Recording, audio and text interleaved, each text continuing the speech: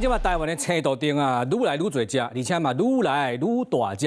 台中这个公园发现这只真大只、偌大只，165公分啊！好佳在我搁比伊较悬，所以农民真烦恼啊！这个农作物都拢要食，全部拢食了，而且足歹掠。今年伫台东就掠114只，另外伫台中嘛，竟然阁有看到酷鱼伫个水圳内底踅出来，民众真惊吓。掠豆丁的高手向前前用铁甲瓦甲米伫咧农田内底的青豆丁掠起来。青豆丁捡掠到无滚量，乖乖听话。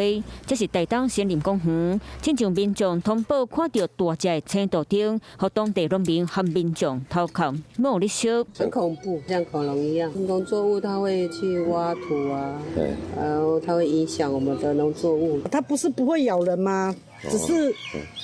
它还是会吃农作物啊！希望相关单位赶快处理啊！这只青豆丁为喙到本口的长度超过50公分，那加尾流我165公分。不有人士嘛讲，其实青豆丁真可怜，伊嘛无想要乌白拍走。不过青豆丁愈生愈多，对太愈侪只，可以危害地方的生态。目前，看起来台东的绿鬣蜥其实还不多了，有控制住。今年开始一直到目前为止，已经移除了114只。其实，伫咧2023年，台东就捌有看过青豆丁，捌有部落的士大人捌叫行到报警讲看到恐龙。最近伫咧台东掠到青豆丁的地点，除了台东森林公园、有海滨公园、卑南乡和东河乡，青豆丁甚至冲到中央山脉。靠，超大只！去哪里？有民众伫咧台中5车绿桥看到一只青豆丁伫咧散步行街路，后民众拢看甲嘴啊开开。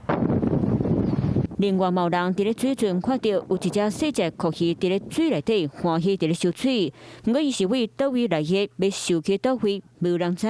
嘛，有专家讲，这种外来物种的侵略会慢慢的影响，造成生态的危机。Hello， 我是林仙怡。想要抢先掌握最及时的新闻资讯吗？赶快订阅、按赞、开启小铃铛，锁定华视新闻 YouTube 频道。